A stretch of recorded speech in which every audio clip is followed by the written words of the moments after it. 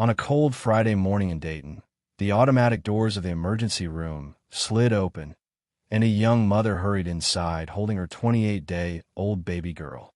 No coat, no blanket, just her child pressed against her chest, as if she were hoping warmth alone could bring her back. Nurses expected the usual newborn troubles: winter congestion, a fever, maybe a breathing scare. But the moment they laid baby Paris on the exam table, the room fell quiet in a way seasoned staff rarely experience. Something was wrong. Not obvious. Not visible. Just wrong. The vitals didn't match the story. The body temperature didn't match the night. And nothing about her condition lined up with what they typically see in infants brought in at dawn. Doctors exchanged looks that carried more questions than answers. Because whatever happened to Paris between sunset and sunrise wasn't natural, ordinary, or expected. And as they tried to piece together those missing hours, one unsettling thought kept returning. How does a perfectly healthy newborn slip away so suddenly, with no clear reason at all? That question would open the door to a case that shook Dayton to its core. A case where every explanation raised a new mystery, and every truth uncovered something even harder to face. This is the story of a baby whose life had barely begun, and the night that left even professionals struggling to understand what they were looking at. The answers didn't come quickly, and when they did, they changed everything. Before we begin tonight, I want to speak to you parent to parent, adult to adult, human to human, because after everything you will hear today, after walking through every moment this child never survived, there's a truth we can't escape. Children don't get to choose the adults who raise them. They don't get to choose the homes they grow up in. They don't get to leave when things become unbearable. They can't run, can't protect themselves, can't fight back. A child's entire world, their entire future, sits in the hands of the grown-ups around them. And when those hands fail them, the child doesn't get a second chance. Some of you watching right now are parents. Some are grandparents. Some are teachers. Some are simply people with a soft spot for children. The kind of heart that aches when you see a little one in pain. And I know that there are going to be moments in this story when you have to stop, look away, breathe through it. Moments that will make you imagine your own child, your niece, your nephew, the kid next door. Moments that will make you think, what if someone had stepped in sooner? What if someone had spoken up? Most of the cases we tell here, they never make it to Netflix. Not because they aren't important, but because they are too real, too raw, too heartbreaking for platforms that want polished tragedy instead of the painful truth. But these children deserve to be remembered. Their stories deserve to be told with care, with dignity, with the seriousness they were denied in life. And that's why we do what we do. Every episode on this channel takes hours, days of digging, verifying, cross-checking, and piecing together the reality behind the headlines. Because if these children never had a voice, the least we can do is make sure their silence is heard. At the end, if tonight shook you, if it reminded you to hug your child a little tighter, if it made you look at the kids in your life with more tenderness, more awareness, more gratitude, then I ask you, from my heart to yours, please subscribe. Not for entertainment, not for numbers, but because there's another child out there right now whose story risks being forgotten. Another case no one is telling. Another little life slipping through the cracks. Share this video so we could reach more audiences and perhaps help some who need the information we will share here today. Be sure to comment, as your insightful thoughts could be just what a child out there may depend on for survival. And maybe by staying here with us, by listening, by caring, you help bring just a little more light to the places where children are still hurting. Thank you for watching, for feeling, for remembering. And wherever you are tonight, please check on child you love. Before the headlines, before the broadcasts, before anyone tried to make sense of what happened, there was simply a home filled with the kind of moments most families never think twice about. A mother humming in the kitchen while she braided her daughter's hair. A father trying not to laugh as his youngest insisted on wearing mismatched socks to school. Tiny, ordinary scenes, gone in seconds, but precious in a way no one realizes until life refuses to give them back. Nothing about that house announced tragedy. Nothing suggested that the love inside it would one day become evidence in a case that stunned the entire nation. But that's the truth about stories like this. They never begin with fear. They begin with a family that thought tomorrow was guaranteed. And in this case, tomorrow never came. Before the world knew China Arnold's name, before the trials, the verdicts, the outrage, she was a girl growing up on the west side of Dayton. The streets were lined with aging apartment blocks. The air carried the sharp bite of winter, and sirens cut through the nights so often that neighbors hardly flinched. In that world, stability was rare, trust was earned in fragments, and childhood innocence was a fragile thing. China's earliest memories were a patchwork of shifting homes, loud arguments, and fleeting moments of tenderness from caregivers who themselves were stretched thin. Some mornings she woke to the smell of burnt toast in a kitchen barely lit by a single bulb. Other mornings, the apartment was empty, and she learned to occupy the quiet with imagination or fear.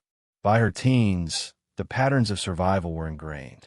She moved quickly, fiercely, navigating relationships that could be dangerous, confusing, or fleeting. A teenage abduction case left her on probation. 2 years later, a forgery charge, again a brush with the law that reflected more desperation than malice. These moments would later appear as black marks on a record, but in reality, they were snapshots of a life shaped by survival in a system that rarely looked her way. Neighbors remember her in contradictory ways. One recalled, she'd scream at her kids one moment, then hold them like they were the only reason she kept going the next. Another said, you never knew if she was coming up the stairs laughing or crying, sometimes both in the same breath. These voices echo a truth that official documents can't capture.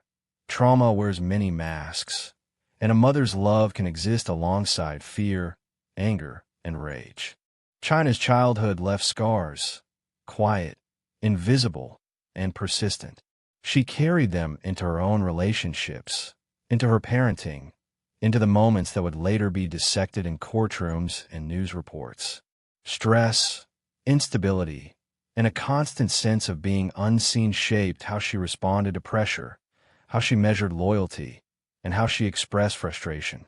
Not excuses, observations, pieces of a puzzle that, when ignored, can create tragedy. And in her brief flashes of tenderness, she could be tender beyond belief. Cradling a baby, brushing strands of hair from a child's forehead, humming in the middle of chaos. These moments were real, human, and sometimes breathtaking in their contrast. But they were fleeting, disappearing quickly into nights filled with conflict, doubt, and tension she could not fully control. As we trace her life before the headlines, one thought presses against every frame. Childhood does not guarantee innocence, nor does survival guarantee safety for those in her care. And that tension between what we see and what we cannot see lingers. Do past wounds excuse present horrors, or do they serve as warnings we fail to heed? Because in China Arnold's story, every scar told a tale. Every fleeting gesture of love hinted at what could have been, and every shadowed moment whispered what would come. December 29th, 2005. Dayton lay beneath a cold winter sky, quiet streets dusted with frost. But inside a small apartment on Riverview Terrace, the air was anything but still. China Arnold paced the narrow living room, attention coiling tight in her chest. Words had already been exchanged, sharp and biting, fueled by suspicion and fear. Her boyfriend's voice cut through the room like a knife. Questions about Paris's paternity, accusations mixed with anger and disbelief. China's responses were defensive, rapid, charged. Every gesture, clenched fists, darting eyes, the snap of a door, added weight to a storm that had been building for days. The apartment was cramped, the hum of a small heater competing with the low whine of a baby. Paris cried from her bassinet, the tiny sound piercing through anger and frustration. China's chest tightened with a strange combination of exhaustion and rage, each heartbeat accelerating as she tried to maintain control over a world that already felt unmanageable. Neighbors would later recall that night with a shiver. One said, "I heard yelling loud, angry yelling, then a baby crying. It was like the apartment swallowed all sound." Another remembered, "You knew something had snapped in there, something we weren't meant to see." Inside, the argument began to fracture reality itself. Every accusation, every word of doubt, every glance carried the weight of past failures and hidden scars. China's mind flickered between fear, anger, and an instinct to protect herself and her children in ways no one outside could understand. Every instinct, every emotion collided in rapid succession. Then, suddenly, the voices stopped. The apartment fell into a heavy stillness. No chair scraped, no door slammed. Even the hum of the heater seemed quieter, as if the air itself was holding its breath. The baby's cry lingered for a moment, then faded, leaving a void so dense it pressed against the walls, against the floor, against the lives within it. Silence in that apartment wasn't peace. It was anticipation, the kind of quiet that signals everything is about to change and that nothing will ever be the same. In that moment, in that pause between noise and action, decisions were made. Emotions collided with opportunity. And in the space of a heartbeat, a life hung in the balance. The apartment on Riverview Terrace was quiet in the early hours of December 30th, 2005, yet the silence carried weight. A narrow hallway led to a cramped kitchen, the linoleum cracked in places, the faint hum of the refrigerator blending with the occasional creak of the walls. On the counter sat the microwave, ordinary, silent, a commonplace appliance in most homes. But that night, it would bear witness to something no one should ever imagine. China Arnold moved through the kitchen with the tension of a storm contained in her chest. Paris, only 28 days old, lay in her arms. The infant's tiny body, soft and fragile, seemed unaware of the anger and fear radiating from the adult holding her. Minutes earlier, the apartment had erupted in shouts, accusations, the shrill cries of a baby caught between adults' tempers. Now, a strange stillness settled in the room. Dr. Marcella Fierro, former chief medical examiner for Virginia, would later describe the consequence of what occurred in clinical, unflinching terms. She died because she was overheated. The words alone stunned investigators, then the media, then the nation. And in interviews that would later circulate widely, a single sentence captured the horror in a way that no official report could soften. She was cooked. In the small kitchen, the ordinary became horrifying. China set Paris inside the microwave. The door closed. The panel glowed faintly, a mechanical heartbeat counting seconds. The appliance hummed, the only sound now in the cramped space aside from the faint thump of her own pulse. The act was sudden, impulsive, yet deliberate, a movement that would irreversibly transform ordinary minutes into a lifetime of consequences. Psychologists would later debate the line between rage and intentional cruelty. Did the act emerge from a flash of anger, a momentary collapse under emotional pressure, or something far more calculated? The distinction is subtle, but it matters. Because in those seconds, the infant's life hung in the balance, the consequences irreversible. The apartment itself seemed to shrink, walls pressing inward, the quiet amplified. Every ordinary object, the counter, the refrigerator, the microwave's hum, became part of the horror. The domestic, once comforting, now framed a tragedy that would haunt anyone who entered the story. And for those outside that apartment, it is almost impossible to reconcile the mundane with the unimaginable. A baby, a mother, a kitchen appliance. The collision of those elements created a moment that defied comprehension. The hours after Paris's death stretched long and silent in the small Dayton apartment. Outside, the streets were empty, frost glinting under dim streetlights, the faint hum of distant traffic like a pulse in the night. Inside, the air was heavy, thick with quiet that seemed to press against every wall. China Arnold moved through the apartment methodically, almost rehearsed. She tidied the kitchen, folded laundry, glanced out the window at the sleeping city. Paris's bassinet sat empty in the corner, a tiny blanket rumpled as if the baby had merely napped. Minutes ticked by. Hours passed. No calls. No frantic search for help. Only stillness. Neighbors would later describe her behavior as unusual, almost unnatural. One recalled, "She walked around like nothing had happened, like it was just another night." Another said, "I could hear the baby's cries from earlier, then silence, and she never seemed to panic." When China finally arrived at the hospital the next day, the staff were immediately struck. Paris showed no external injuries, no burns, no bruises, nothing to indicate trauma. And yet, her core temperature had soared to fatal levels, far beyond what the human body can endure. Doctors exchanged quiet, stunned glances, struggling to comprehend how a child could perish without visible marks. China's calmness was almost clinical. Her movements were measured, her voice steady.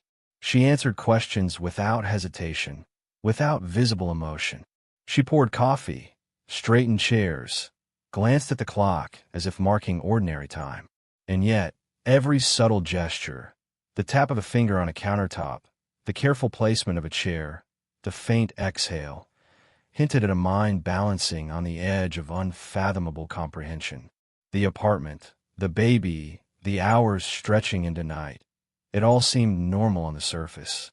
But beneath that ordinary rhythm lay an extraordinary tension, a dissonance that investigators would spend months trying to unravel. The juxtaposition of domestic routine and incomprehensible tragedy created a silence heavier than words could describe. No wailing, no pleading, just stillness. A mother walking through the remnants of a night that had already decided a life. What kind of mind can move through the hours after something like that, carrying the weight of a choice no one could fathom? And as investigators would soon discover, the answers lay hidden not in noise or confession, but in the quiet, in the details, in the subtle traces left behind, a puzzle that would challenge every assumption about anger, love, and the fragility of life itself. By the morning of December 30th, 2005, detectives from Montgomery County were already on scene at Riverview Terrace. Yellow tape fluttered in the frigid wind, cutting off the ordinary rhythm of a city waking to another weekday. Inside, the apartment was unervingly quiet. Every surface, every corner, every ordinary object now held the weight of tragedy. Investigators began reconstructing the night, painstakingly tracing each step from the argument to the hours China Arnold moved through the apartment, as if nothing had happened. Neighbors were interviewed, their memories fragmented, the shouting, the brief cries of Paris, the sudden quiet. Each recollection added pieces to a puzzle that refused to fit neatly together. Inside the apartment, detectives worked meticulously. The living room bore no signs of struggle. The bedroom was untouched.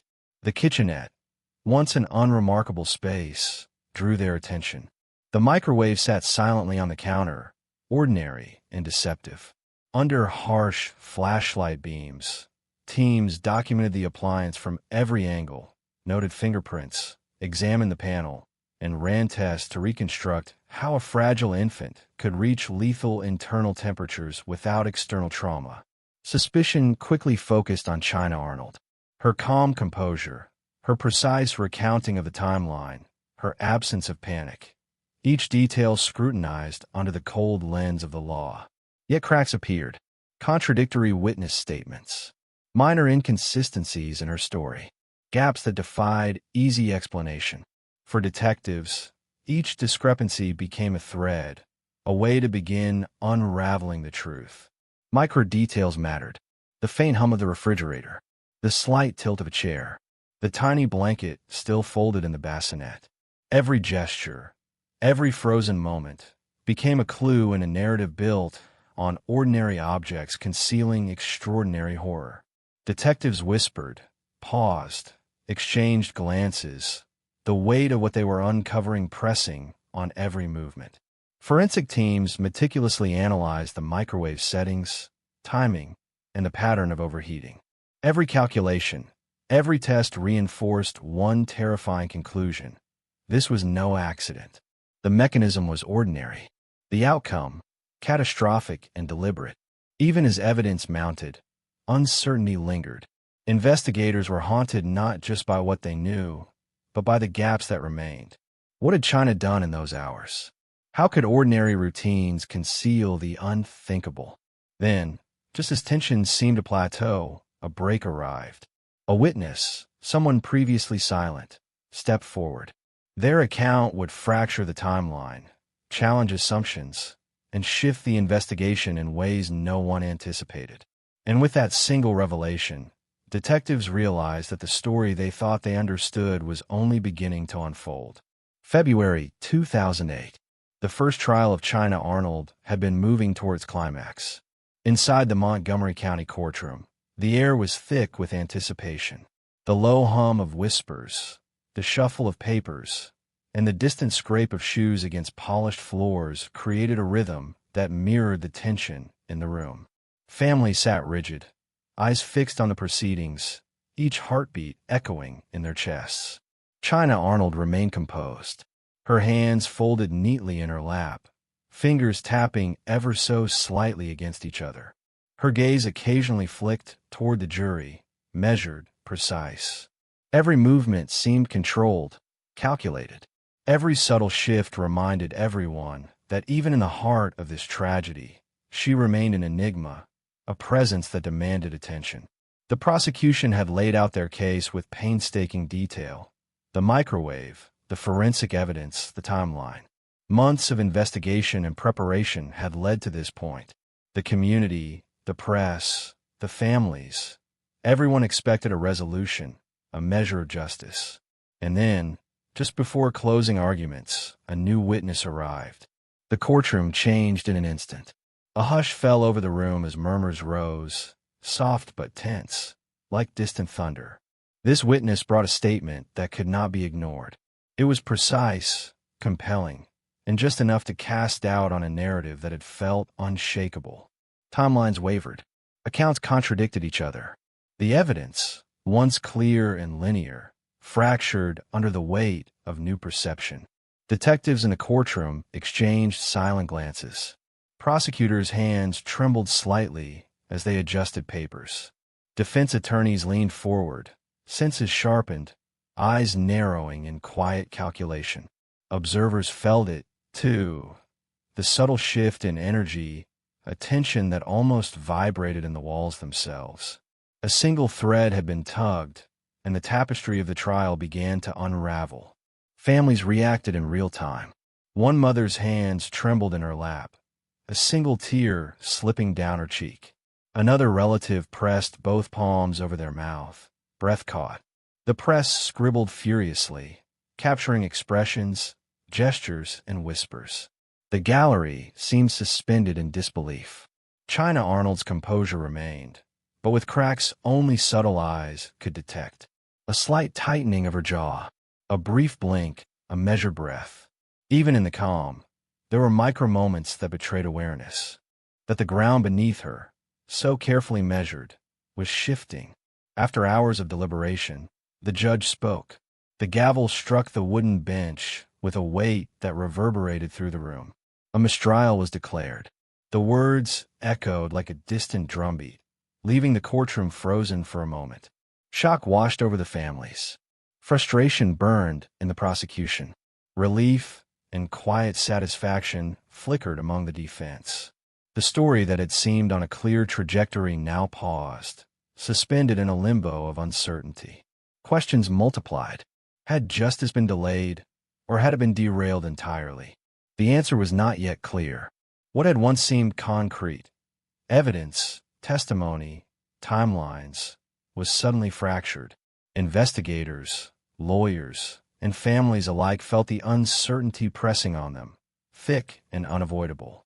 Outside the courthouse, the winter wind whipped against the windows, carrying the muffled sounds of the city moving on, oblivious to the courtroom drama inside. Inside, footsteps echoed on the polished floor as the gallery emptied, whispers trailing like shadows. And in the center of it all, China Arnold remained a study in calm, a woman who had walked through unfathomable darkness and emerged in a scrutiny with a measured presence that unsettled everyone who looked closely enough. And then the unthinkable hung in the air. A witness who had come forward at the last possible moment had changed the story, perhaps forever. The question lingered, heavy and unresolved. When the very foundation of truth shifts, who truly holds the power to deliver justice? The trial had paused, the evidence had shifted, and the city waited. The story of Paris Arnold was far from over, and the next chapter promised revelations that would cut deeper, exposing both the crime and the human fragility entwined with it. December 30th, 2005. The hospital corridor was silent, but for the distant hum of fluorescent lights and the faint rhythm of a ventilator in a neighboring room. Inside the pediatric wing, the staff had prepared for trauma cases before, but nothing could have readied them for Paris Arnold. 28 days old, fragile, innocent, and gone. The medical team moved deliberately. Gloves snapped into place, metal instruments clinked against trays, and charts were spread across counters, their stark lines and numbers suddenly taking on a tragic narrative. Every tool, every notation became a key to a puzzle that could not be understood from the outside. Pathologists began their examination, uncovering the silent devastation within Paris's tiny body. Internally, her organs had suffered catastrophic heat injury. The heart, liver, kidneys, and lungs, all overwhelmed by temperatures that had soared to between 107 and 109 degrees Fahrenheit. The body's natural systems failed, one by one, in a hidden crescendo of destruction. Externally, however, Paris appeared untouched. Her skin bore no burns, no marks, nothing to betray the horror within. Medical experts later explained that the heat had penetrated internally, absorbed by delicate tissues, leaving the surface deceptively normal. The destruction was invisible, encoded in the body itself, a crime written in the language of science rather than in scars. In that quiet room, doctors paused, faces tight with disbelief. One hand rested lightly on a clipboard, fingers trembling ever so slightly. Another examiner pressed a thumb to lips, eyes narrowing as if to focus through the incomprehensible. Machines beeped intermittently, monitors registering faint traces of life that had already fled. The sterile air carried the weight of an extraordinary act, ordinary in its means, but catastrophic in its consequence. Investigators later pieced together the timeline, using these internal clues. 2 minutes in a household microwave, a device meant for food, for everyday convenience, had sufficed to overwhelm the body's fragile systems. Forensics revealed that the act was deliberate, precise, and devastating. And yet, China Arnold's presence loomed silently over the proceedings, measured, composed, detached, even as the evidence of her actions whispered its story through the body of her child. Every note, every photograph, every chart became evidence of something invisible yet undeniable. The crime had left no visible trace, but had left a mark deeper than the eye could see.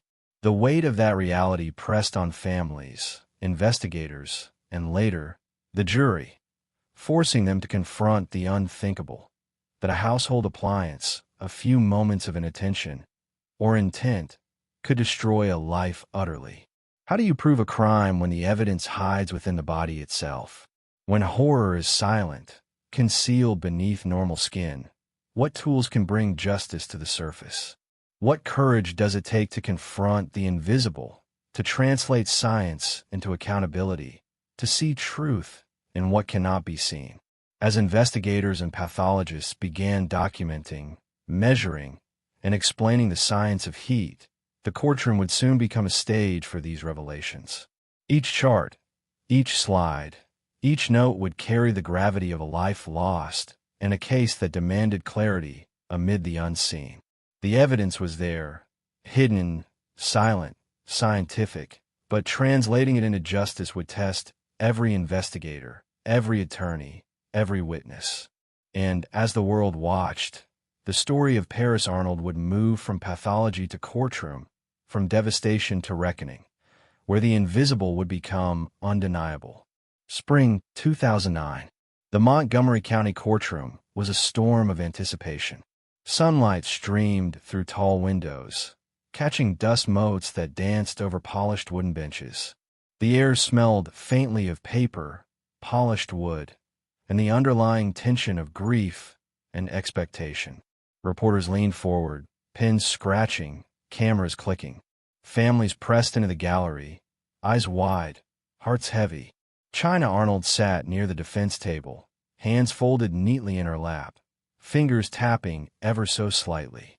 Her posture was calm, controlled, almost unnervingly still. Her gaze swept the courtroom with measured precision, absorbing every movement, every whisper, every rustle of paper. Even the smallest details, the tilt of a juror's head, the tightening of a prosecutor's jaw, were cataloged silently in her mind. The prosecution began with precision, reconstructing the night of Paris Arnold's death in chilling detail. Every chart, every photograph, every expert testimony carved a portrait of lethal rage, a mother turning violence toward the most defenseless life in her care. The microwave, the timeline, the forensic evidence, each piece clicked into place like a hammer striking steel. Defense attorneys countered, probing inconsistencies, questioning intent. Their words were sharp, deliberate, but against the weight of forensic science, they struggled. Pathologists' descriptions of internal thermal damage, doctors' accounts of catastrophic organ failure, and temperature estimates left little room for doubt. Each moment of testimony reinforced the unrelenting reality. The evidence was invisible yet undeniable. The gallery felt the tension like a physical weight. One mother pressed her palms over her face, shoulders trembling. A father's jaw clenched, knuckles white against the wooden bench. A nurse who had treated Paris during her brief life sat rigid, breathing shallowly, eyes fixed on the defense team as they struggled against what seemed insurmountable. The courtroom itself seemed to hold its breath. Procedural challenges added another layer of tension. Witnesses were delayed, evidence briefly contested, timelines questioned. Each pause stretched the collective anxiety, forcing jurors and families alike to dwell in uncertainty. Every ticking second amplified the suspense, every shuffle of paper a drumbeat against the heart. How many times must a courtroom revisit the same nightmare to reach the truth? How many steps through grief, science, and human limitation are required before justice finds firm footing? The second trial would end without resolution. A tense pause, a legal limbo, but the momentum was building. Each moment edged closer to the day when accountability could no longer be delayed. Summer 2010. The third trial commenced under the weight of a community waiting for finality. Capital punishment hovered over the proceedings, sharpening every argument, magnifying every detail. The courtroom felt tighter, hotter, the air vibrating with collective anticipation.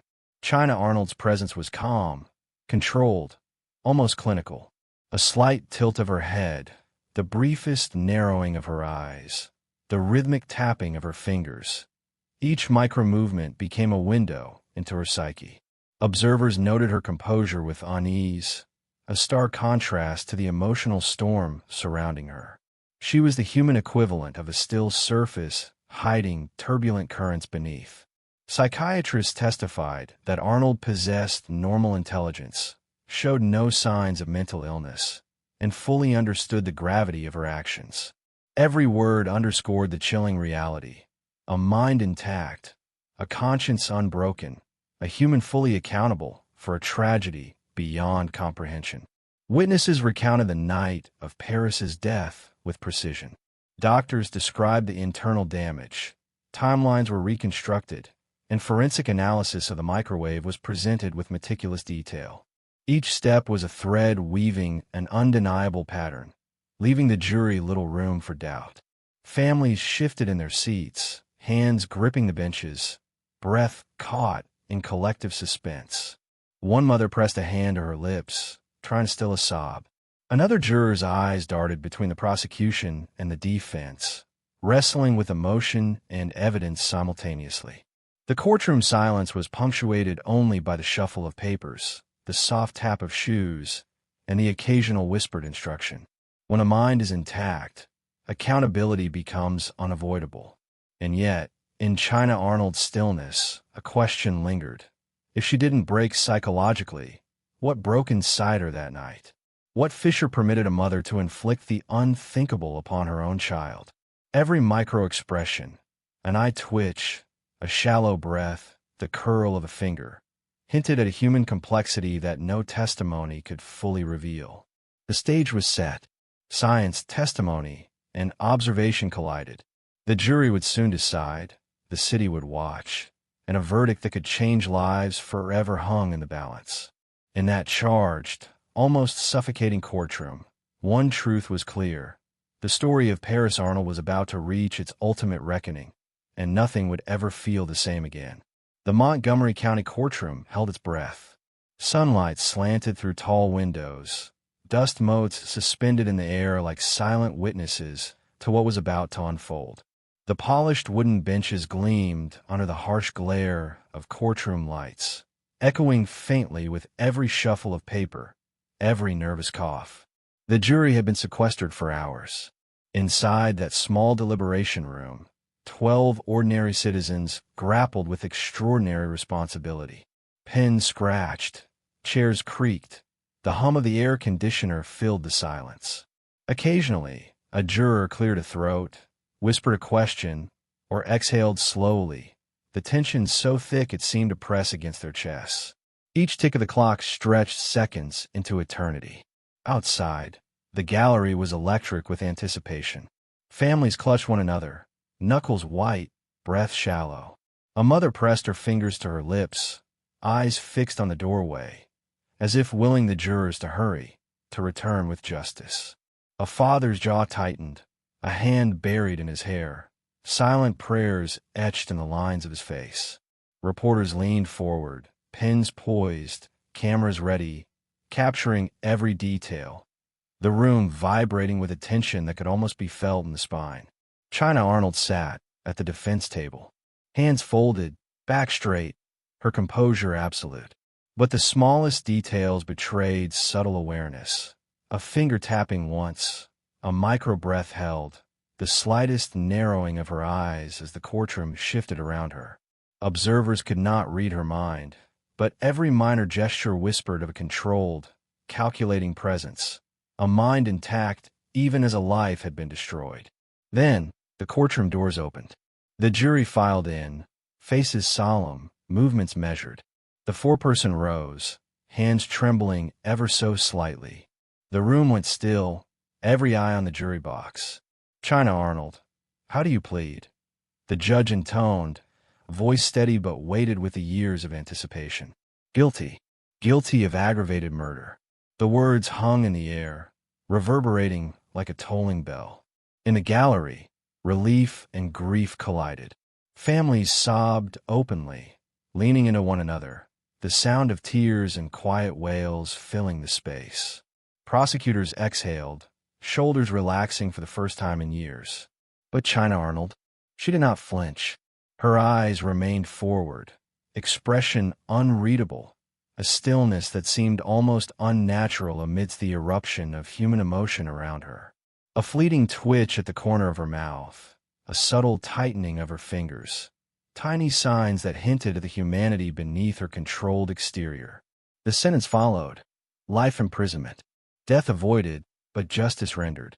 For those who had loved Paris, for the community that had followed every hearing, for the medical staff who had witnessed the aftermath, the verdict was both relief and sorrow. Could a single judgment ever reconcile the unthinkable loss of a 28-day-old child? Could it heal a wound carved by moments of rage and calculation? The gavel struck, echoing through the silent room. Papers rustled, shoes shuffled, and a hush fell over the courtroom. Outside, sunlight faded into shadow, mirroring the complex mixture of closure and emptiness in the hearts of those present. A verdict had been delivered, Yet the question remained. In a case like this, is justice enough? Can the absence of life ever be balanced by the presence of law? The courtroom emptied slowly, each step resonating like a reminder that some stories leave echoes long after the final word is spoken. And so, the story of Paris Arnold reached a legal conclusion, but its emotional, psychological, and communal ripples would continue to unfold far beyond the walls of that courtroom. Autumn 2011. Dayton, Ohio, was quiet that morning. Leaves scraped across the cracked sidewalks, the wind carrying the faint scent of damp earth. In homes across the city, children played, unaware of the tragedy that had unfolded not far from their laughter. Yet, in one apartment, a decision made in seconds had ended the life of a newborn, Paris Arnold, before the world had even learned her first cries. To understand why Paris was lost, one must peer into the undercurrents of anger, stress, and unresolved trauma that had shaped her mother, China Arnold. Disputes over paternity, simmering resentment, and the pressure of parenthood collided in an instant, turning latent rage into catastrophic action. It was not madness in the legal sense. Psychiatrists would later confirm her mind was intact, but a failure of impulse control, empathy, and containment. China's own childhood bore echoes of instability, fractured relationships, brushes with the law, cycles of stress. Patterns of anger and violence, if left unchecked, can ripple through generations. And sometimes, as in this case, those ripples can become waves too powerful to restrain. Paris's life, so brief and fragile, is a reminder of vulnerability made tangible. Every missed diaper change, every inconsolable cry, every unheeded warning of escalating anger becomes magnified when we see the consequences. How do we protect children when danger sometimes grows within the very home meant to shelter them? For Paris, protection came too late. She never knew lullabies or first steps. She never felt the warmth of a day outside her crib. And yet, in remembering her, we glimpse the life she might have lived, the giggles, the small victories, the love she deserved. A life stolen, yes, but never erased from memory. Winter 2012. Dayton remembers Paris differently now. Community members gather quietly at memorials, leaving flowers in small parks, lighting candles in windows. Her name, whispered softly, carries the weight of a life ended too soon, but also of awareness, of lessons painfully learned. This case is more than a story of a single infant lost. It is a mirror reflecting broader societal challenges. The fragility of infants in homes marked by stress, the cracks in parental support systems, and the consequences when domestic instability collides with unaddressed anger. Neighbors recount moments, now frozen in memory. Paris's uncle cradling her in his arms hours after her passing. A single mother in tears, seeing in Paris the vulnerability of all children. Community leaders speak quietly about resources never offered, about intervention too late, about the silent warning signs often ignored. China Arnold's 3 trials, the meticulous reconstruction of the night Paris died, the forensic evidence, the courtroom battles. These are all chapters in a story that forces reflection on the responsibilities of society itself. America watches and wonders, how could such a tragedy occur? How do we prevent it from happening again?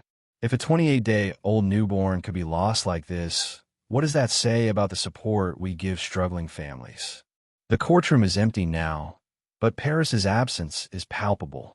In the quiet of homes tonight, in the spaces where children play and parents argue, her story lingers. A reminder of innocence, of responsibility, and of the urgent need to see what often goes unseen until it is too late.